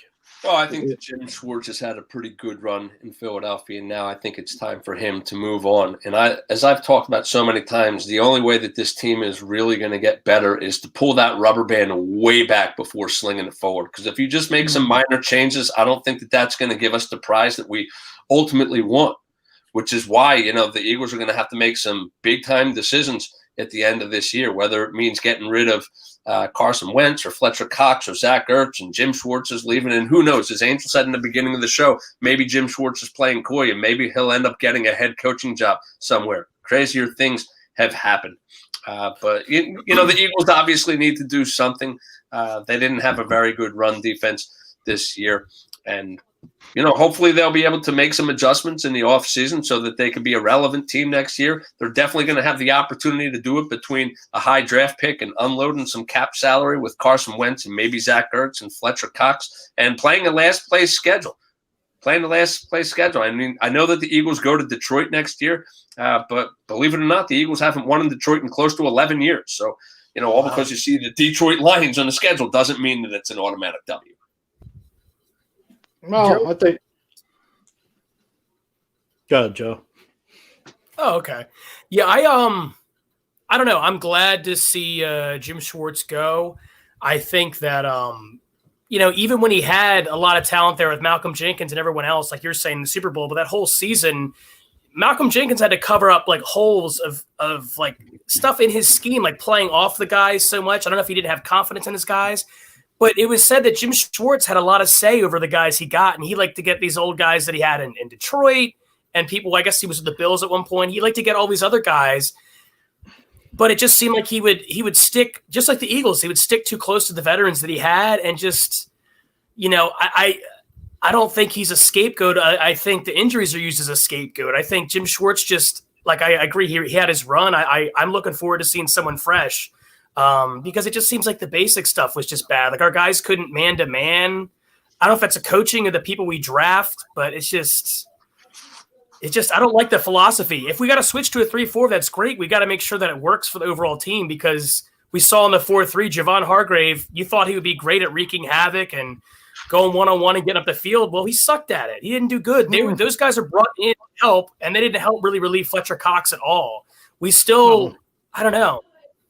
I'm happy to move on from him and have someone else. Well, Javon Hargrave played a 3-4 in Pittsburgh, coming to a 4-3 under Jim Schwartz.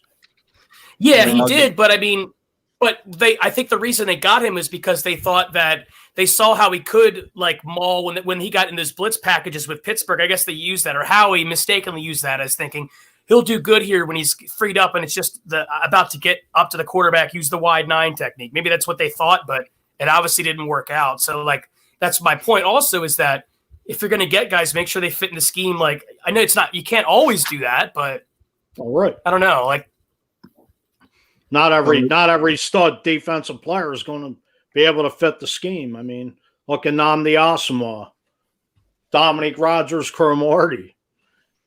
Yeah, but it's like so bad. Ryan? There was only two things I was going to say based on what Jim Schwartz said, and when he was talking about Darius Slay. Yeah, you know, he was talking about a lot of guys didn't throw to him and whatever the spiel he was getting into. But you know, when they did throw at Slay, it wasn't like he was a spectacular offseason signing. You know, like he, as far as I was concerned, Slay didn't step up to the plate. And then the other thing was, you know, watching the Eagles a bunch of times this year was, I did not see the physicality out of this defense that I've seen in years past, whether that was due to injuries, you know, whether it was the scheme or whatnot. Like Fuji was saying, he doesn't understand the philosophy. You know, I've seen Eagles defenses a lot worse than this one in years past, but they were still physical. They still brought the wood. And I just didn't see that this year.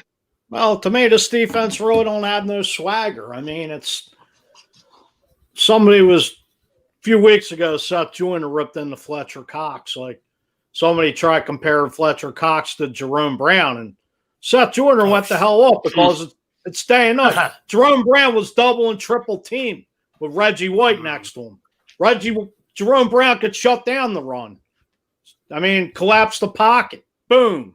I mean, that defense, one of the best defenses never to win a Super Bowl. Different era, yeah, but Fletcher Cox ain't no goddamn Jerome Brown. Don't get me, don't light me up. I see Dougie had his question here where it says, do we think that Zach Ertz will retire? I don't believe so. I think Zach will definitely look for maybe new real estate if that's what the Eagles want to do. So I do believe when it comes to Zach Ertz, I don't think he's going to retire. But as I mentioned earlier here, it can't be all negative. And there's a couple other clips I want to show, but I said last week that the hype was going to be brought. I want the Eagles to win this game. So does the Drew and a couple of people I'm pretty sure are out there, and keep the comments coming. But I don't want it to go out on a sour note. So I want to show this before the game gets started. So here is what should be at least a hype to bring for the DCU fans. 今天怎么样啊？还可以吧。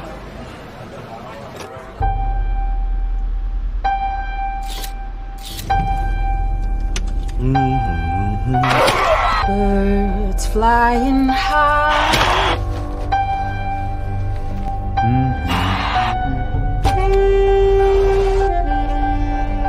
Check this out. Check out Kelsey.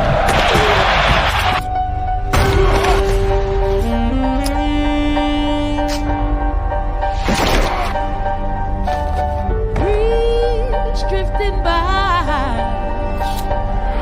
You know how I feel. It's a new dawn. It's a new day. It's a new life. Now Leon Jordan, balón está a la 27. Wales, great receiver. Long jump. Feeling good.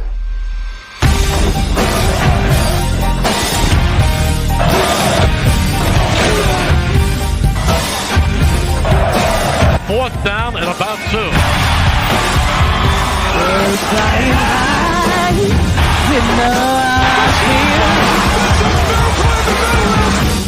I feel. How you feeling? Damn good.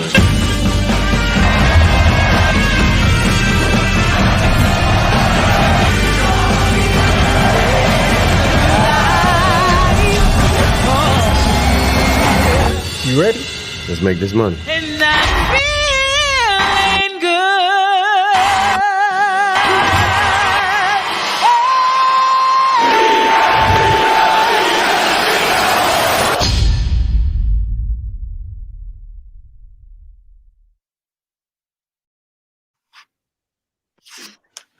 Okay, so to all our viewers out there, Angel needed to step away.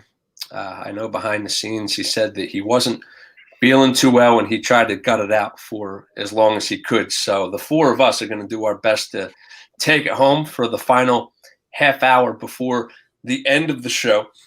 Keep in mind that I will not have the ability to play any of the videos that Angel normally takes care of, and you might see me looking down a lot at the comments because I'm not able to put the comments up on the screen. So the first one that I've seen, David Sherman, my brother, said he predicts that Washington is going to win 35-7, and I'm sure as those comments come in, Mike, if you want to help read those comments, I'll read them as well, that would be great. So we still have about 30 minutes, and we definitely want to thank Ryan and Joe for coming on the show, who are going to continue to stay with us for the final portion of the show. We have about 30 minutes left, and we want to make sure that we budget the time to get those score predictions in. But with that being said, I think that we need to take a little bit of time to talk a little bit more about Carson Wentz and the fact that he wants to be traded. And with that being said, where do we think the best destination would be for Carson Wentz? So, Fuge, I'll start with you, and then we'll go to Ryan and then to Joe. And then I'll chime in with my opinion. There's a rumor about Phillip Rivers possibly retiring.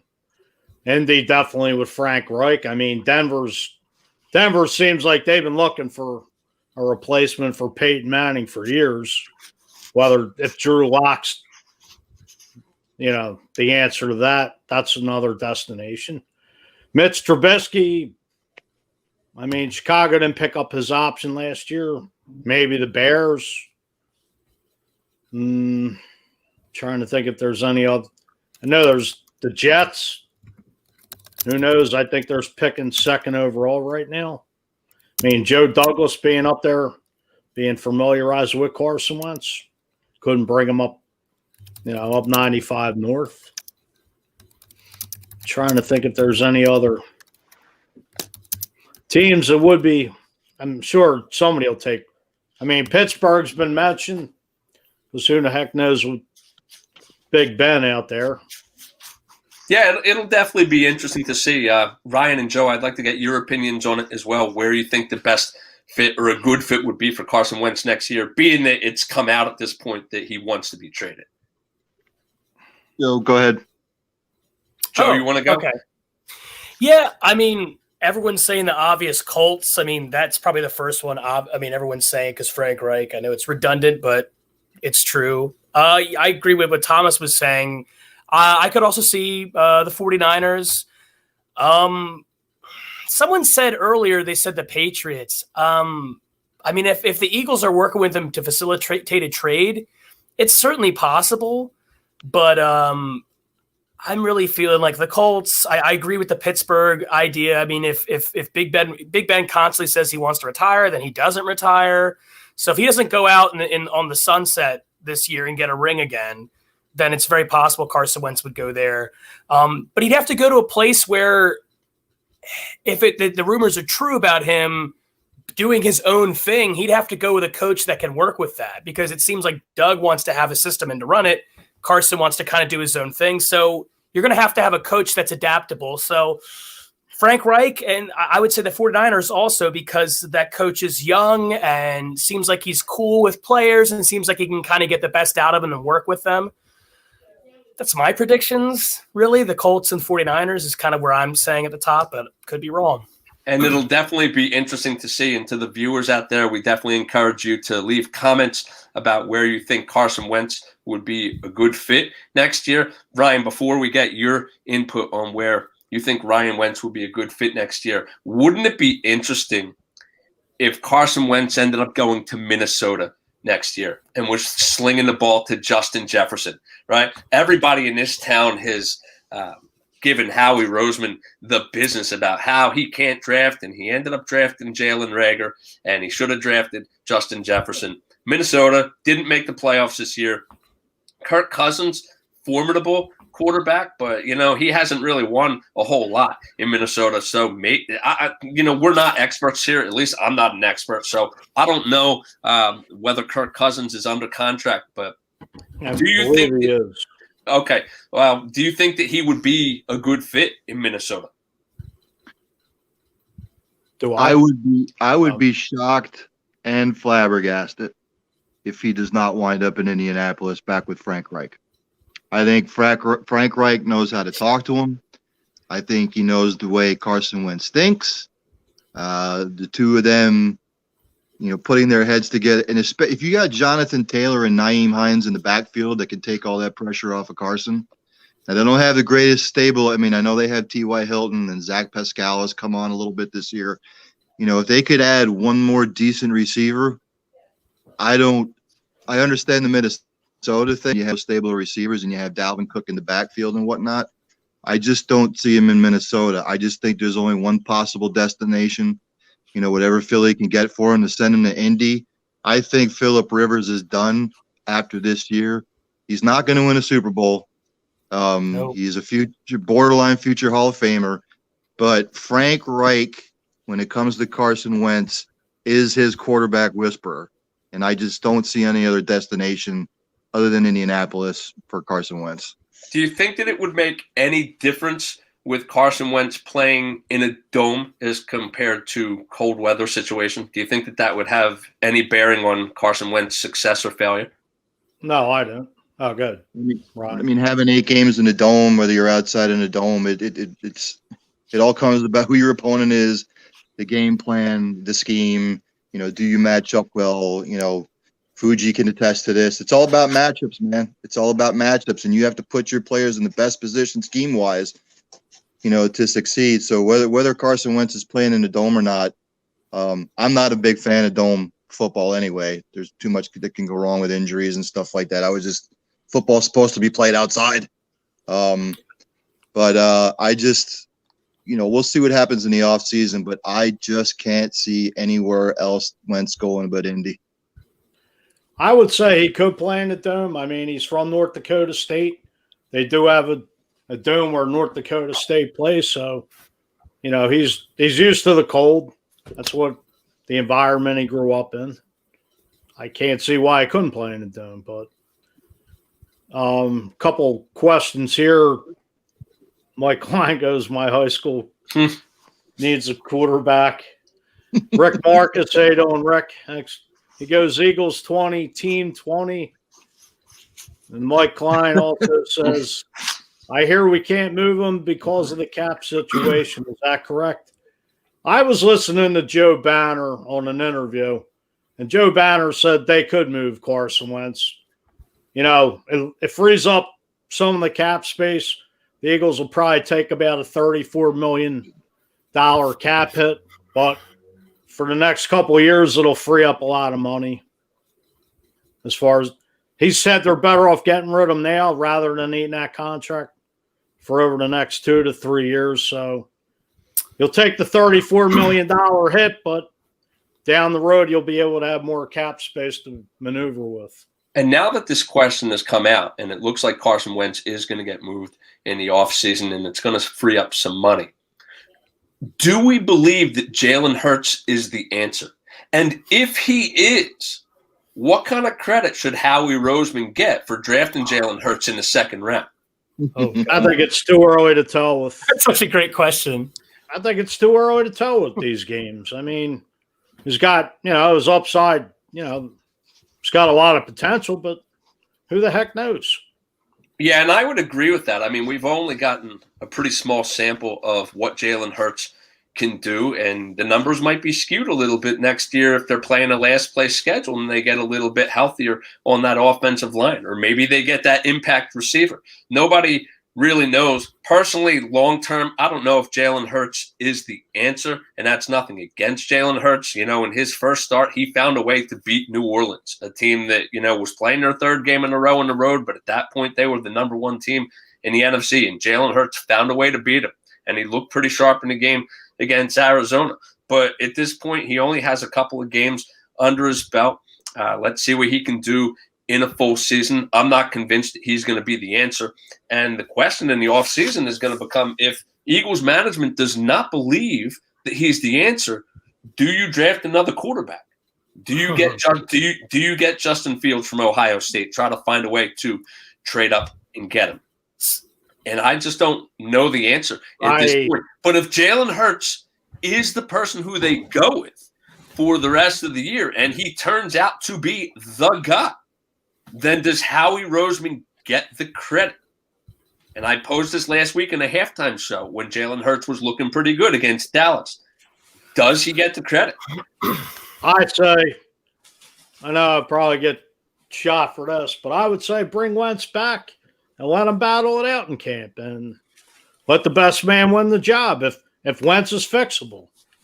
That's a question that remains to be seen, though.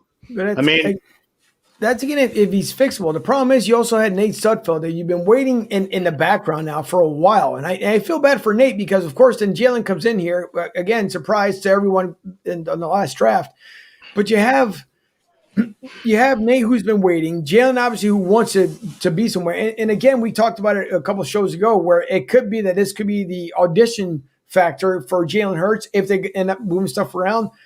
Someone would have to have an extreme conversation with Carson Wentz, and maybe it's Nate. I don't know. Maybe, and I'm not saying by any means bring Nick Foles back, but maybe Nick needs to talk to Carson Wentz and explain to Carson how he felt when he felt like he was going to give up after he got traded to the Rams. I mean, there's got to be something in there that's going to end up shaking up. I would like to see what Nate Sudfeld has in the tank. I think he should still come back to the Eagles. Don't get me wrong, but I think me, the love affair as far as when it comes to Carson Wentz, it's getting to the point with me personally, like with Donovan McNabb. I truly didn't care for McNabb. I mean, as a person, I don't know how he is, who he is, all that good fun stuff. So I'm not saying anything as far as personally about him. As the player, did he have a bunch of accomplishments here in Philly? He almost ended up winning the Super Bowl. There was a story of, again, the tweet that came out with Terrell Owens on why he got drunk the night before and how he ended up, possibly blowing the Super Bowl. So the great debate is always going to be it. I mean, look at what the Flyers have done. I mean, who would have thought the Flyers would have done what they did last season? And they have a great way to go into this season, into 21, as it starts on the 13th. But that debate is going to continue on, and it's going to continue on with us, of course, come the playoff time, come February, come March, until whatever gets done. So I would love to see what Nate Sudfeld can do. And who knows, because from what I understand as well, there could be that Jimmy Garoppolo has a reunion with the Patriots because that's come around as well. That maybe the Pats will take Jimmy back because apparently the marriage, I guess, out there in San Fran isn't, it's not good enough. So I don't know. The Carson Wentz can go on forever. Carson just doesn't have what you need in Philly. He doesn't have that backbone. It's whether it's too many years, if he needs a retreat. And I don't say this on a playing level. Maybe he needs that moment to talk to God and ask God, like most of us do, what do you have in store for me? And maybe God will give him the answer during the offseason. But Carson definitely has to reach back and figure out what he wants to do next. And the same way with the Eagles, there's going to be a lot of unanswered questions that may turn around come here Black Monday. As we all know that things can change here dramatically. So, and thanks, by the way, for picking up. I'm still not feeling too well, so I'm going to chime in as much as can. Well, hopefully make it here to the very end. This is what I'll say about Hurts, just like briefly. Jalen Hurts is a Baker Mayfield, Kyler Murray type quarterback. He's along that same mold.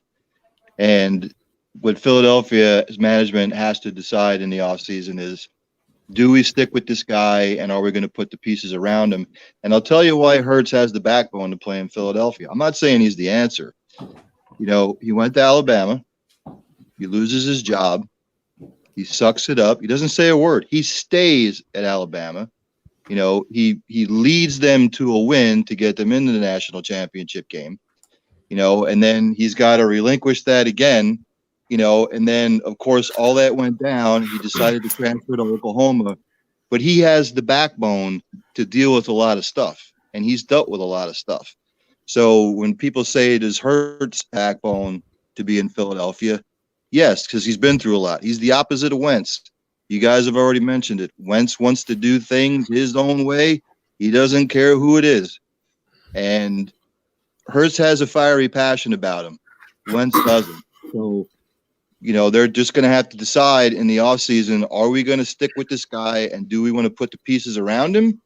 Or are we going to have to go another route and figure something else out? Just to piggyback on what you're saying, Ryan, two things about Wentz. About a month ago, I was listening to Inside the Birds with Adam Kaplan and Jeff Mosher. And one of those guys a year or two ago ran into John DeFilippo, one of the combine or wherever it was, blue-gray game. And they asked, what was the thing about Carson Wentz? And John DeFilippo said Carson's problem is, like you said, he wants to do things his own way. DeFilippo was pretty demanding about him during his tenure here. We're going to do it my way. And basically DeFilippo said Wentz is pretty much like Aaron Rodgers. Like they just want to do their own thing.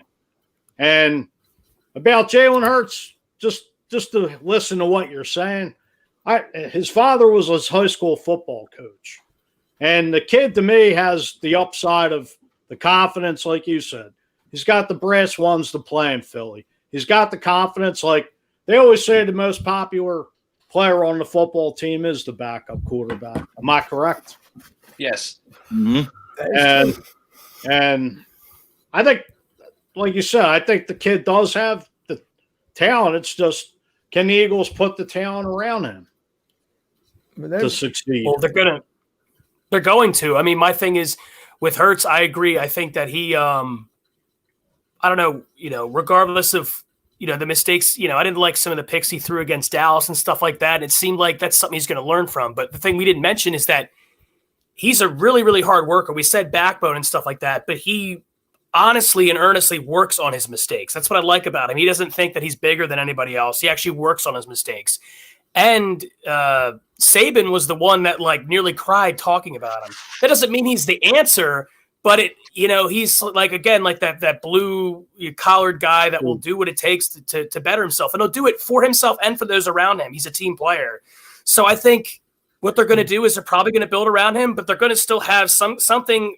If Wentz goes away, they're going to have another quarterback because Philly always wants to have their factory, whether it's a backup in free agency or something. They're going to have somebody behind him just in case. I don't know if that's Sudfeld, which his contract expires soon, but they're going to have somebody. And I don't know if you go get Fields, because while Fields looks good in some areas, some stuff is play design by Ohio State. When they had him roll out, he also threw some really dumb interceptions in that game I watched. I was like, what are you doing? That was triple coverage. Lawrence had some bad moments too, but it was during pressure. So I personally wouldn't get a quarterback. I'm not saying, I don't think they're going to go draft one high. I think they're going to ride with Hurts, and they'll get some kind of guy in free agency or someone, if they draft a guy late in the draft, a quarterback to be a backup. I think Sudfeld's also gone. John Wagner says, damn, I'm glad the Giants won. I could not cheer for the team with no name tonight, also known as DCU. John, thanks for tuning in. Mike Klein says, Wentz is no Aaron Rodgers, that's for sure. And that we know. Most people aren't. That's true. And we still have to get with the two Merrills here very momentarily. But so the Drew said something earlier. And I know exactly because I have something on cue here.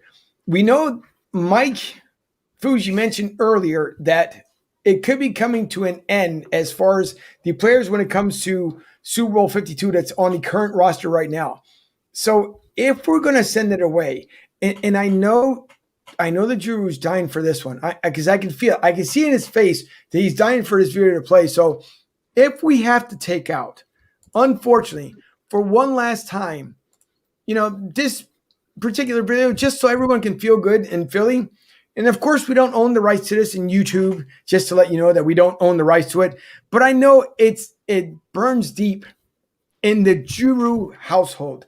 And I know he wants to hear it. He wants to see it. So we're going to play it because, well, it's just for the Drew.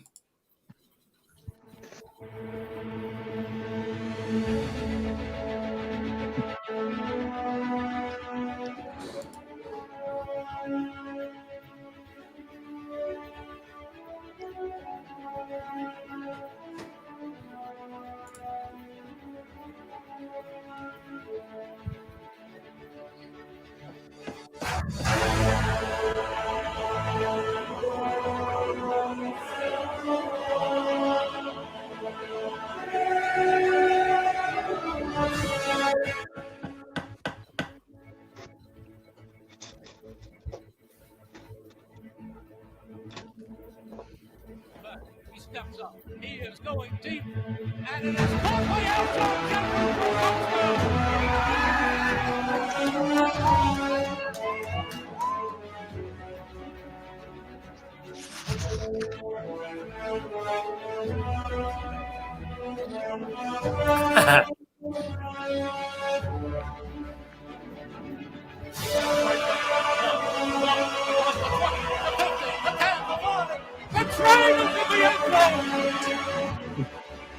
That's right.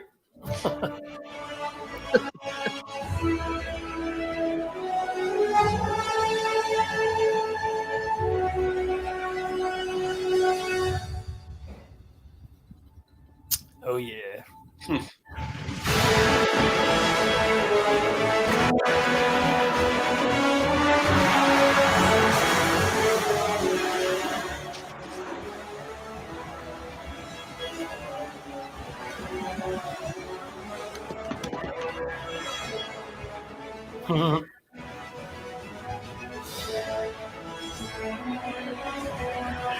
First down to the end zone. Caught. Touchdown, Hogan. Brady lost one for Gronkowski. Reaching for it. Touchdown. They look unstoppable right now.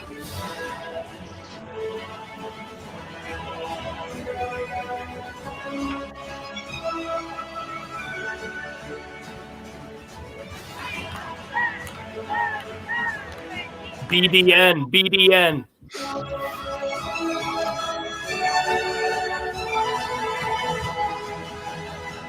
Foles, fires, slant, touchdown!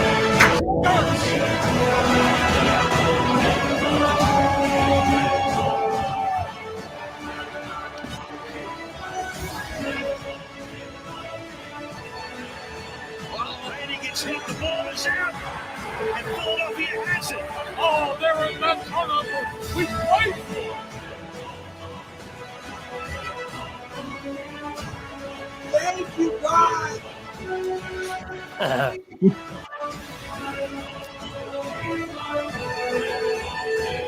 Nice. Black McNabb jersey.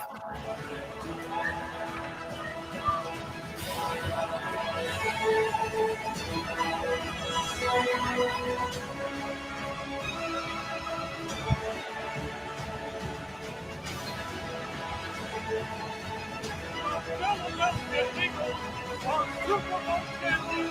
Oh.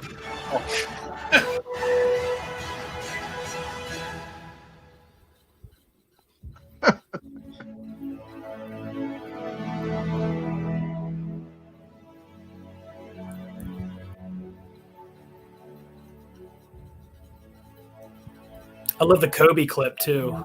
Yeah. Like 10 years ago now, wasn't it? Yeah. Wow. Yes, it is. I will say on a super personal level that never gets old. Nope. It never gets old, and for me, because it was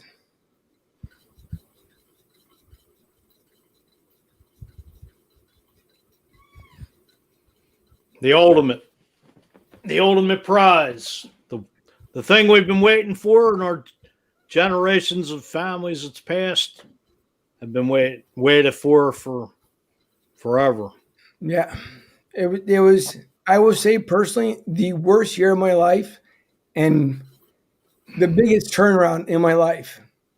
I'll just say it from a personal level, the celebration, the jubilation, the things that we've been waiting for in Philly for a long time, and people wonder why we're ornery.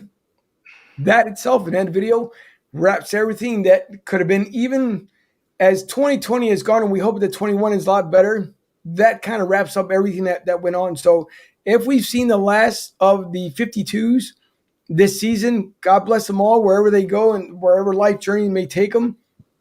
But listen, that will, every day to the rest of my life, will bring every Philly fan chills, because you got to think about it on a bigger level.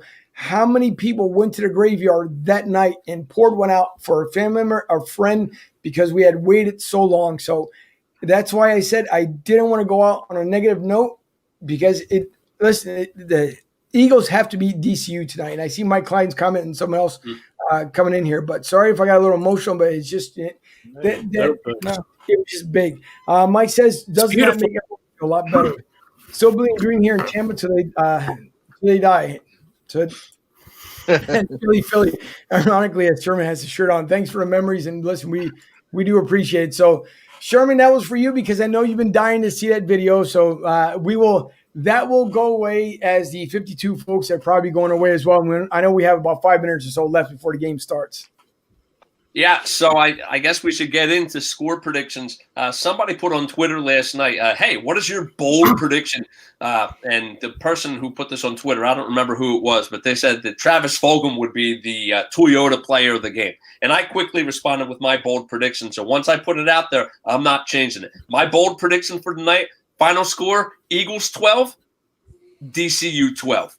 12-12. Right. Well, since before we get to Ryan and then Fuji, so I want to know between then both Merrills, and I'll start with Merrill Joe. What do you believe Merrill Joe is gonna come down to tonight as far as the prediction and how does I guess Jalen Hurts? How many touchdowns would Jalen have tonight? For the Philadelphia Eagles to win tonight, I think Jalen Hurts has to throw for 3 touchdowns. He might run it for a touchdown. He might scramble, razzle, dazzle. Hurts in the gun. He looks to his left. No one there. He's rolling. He's going to run for a first down. I believe that Jalen Hurts has to really kind of observe the play within the game. He has to look around at the pass rush, and I think that he's going to have to rely on Zach Ertz tonight. That's going to be the man that you have to rely on, Zach Ertz, because Ertz can give you that dynamic. He can get open for the touchdown. He can push off receivers and get away with it. He cannot run for yak yardage. And, sometimes he says the F word under his breath. But he can do that. And I think the final score will be 24-17, the Philadelphia Eagles. Joe Sharp, who's doing my impression right now, will be upset because of the draft pick. But after seeing that historic video, it makes him very thankful and almost wants to have tears of joy in his eyes for the Philadelphia Eagles. That's my prediction, brought to you by PDQ and M&T Bank. Just kidding, not them, NovaCare. So we can't fix the players that are hurt. NovaCare, not helping you in any way. About the NRA. Good job. About Merrill Reese with the NRA. I was trying to say, I was trying to say M&T Bank, but that's the Ravens, so I can't say that. It's first trust back now. Oh, back to the Eagles. So I'm wondering now, so then you have Merrill Juru. So Merrill, what's your take? I don't know if I'm going to be able to top that, but I will try. In only a couple of minutes, the Philadelphia Eagles play the DC Washington whatever football team it is. And regardless of the outcome of this game, it has been an abysmal season for the Philadelphia Eagles. So I will ask all the viewers out there, as well as the co-hosts and everybody here, one of the 4 people does not belong. Carson Wentz, Jim Schwartz, Zach Ertz, Doug Peterson. Which one will not be here next year? I think the answer is Doug Peterson. And for my prediction for the game, as I said earlier tonight, the final score, the Philadelphia Eagles 12. The Washington football team 12 as well. And the Washington football team will be going on to the playoffs. So, you got better material than me. You got better writing than me. You do. You have a good setup. I like it. Oh man, we gotta work it together. Because I love some of the inflection that you have going up, which is fantastic, and going down. It's fantastic stuff. I like to get and Jake, I saw the phone call, sorry, and I missed it, but he says, as a disappointed Dallas fan, I wanted to call and say into your show, but here it is. EAGLES, Eagles. I don't want my girlfriend to talk crap all night. LOL. So, How about them Cowboys? Oh, yeah. Watch the Stephen A video. Gotta love it. He's like, yeah, he definitely went off on that. Will be crying in his beer tomorrow morning. So I like to get, because I know we're coming up on it, I like to get our other guests, whatever voice you like to come out, and what your prediction is. Well, to be quite honest with you, I don't think this game is going to be fantastic at all. I think it's going to be the total crap show. And, Philadelphia has too many players out. Washington vying to make the playoffs. Who really cares who makes the playoffs from the NFC East? Because they're not going to win a playoff game. It really doesn't matter. It's going to be a quagmire down there. I just don't think it'll be a competitive game all around. It's just going to be crap, is what I think. But seeing that Philadelphia has all these players out and Washington has everything to play for, Philadelphia is not going to put up much of a fight. So I see the end result being the Washington football team, or whatever the hell they call themselves, 23, the Philadelphia Eagles 14. Now, before I get to Fuji, and mine will be real quick here. So, Arnold, I have to ask. Right now, we know you're not doing too much during these days because it's been pretty quiet out there in your state. Is there something maybe that you want to let us know, like any new shows, something that's coming up, or maybe you're coming here to Tampa to watch the big game? No, really, all I do is sit back on my fat butt, smoke cigars, smoke stogies, drink beer, eat whatever I want. I've made my money. I was the governor of California. I've done everything I wanted to do. The Terminator movies, I don't even know what we're up to now. Terminator 50. Who really cares? I made my money. If they want me to do another one, I'll do it. But again, Washington football, whatever they are, 23, Philadelphia 14. Well, Arnold, we appreciate it. Of course, Fuji, what's your final? 30, the Washington football team. The Philadelphia Eagles, 20.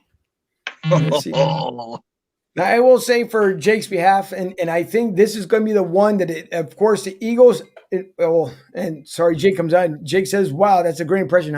So appreciate Jake. As far as for his girlfriend, Kat, DCU loses this one, and not only loses it, but I think they lose big. I think Jalen Hurts has an amazing game to close out the season. Eagles 41, DCU 14. Wow. That's what I'm feeling. So yeah, you're nuts. I love it. We'll see. We'll see exactly what happens. Listen, thank you to everybody who came into the show today. Of course, today was Fan Appreciation Show, and thank you for the comments everyone put in. Joey, Salima, Shizzy, everyone else that I, as far as I can remember, Jay McIntyre, I didn't read his coming up here. He says 86 winning the touchdown the night last game as Eagles tonight. Great video. Thank you. And I wanted to show that just again to finish up on a high note. We will not be on for the half or the post-game show because some of us, again, have to get up at dark 30. And, of course, being on the weather doesn't make it better. So thank you to everyone for tuning in. Of course, next week we'll go back to our regular shows where we thank everyone for being a participant. Of course, for Joe Sharp, Ryan Neff, thank you guys for the Merrill and Arnold impressions. We do appreciate it for you guys coming on. For Mike, sports contributor Mike Sherman, thank you guys very much. We will see you, of course, sometime during the week because there might be a bonus show. So thank you guys for tuning in, and let's hope that the Eagles win tonight. Sounds good. Thank you very much.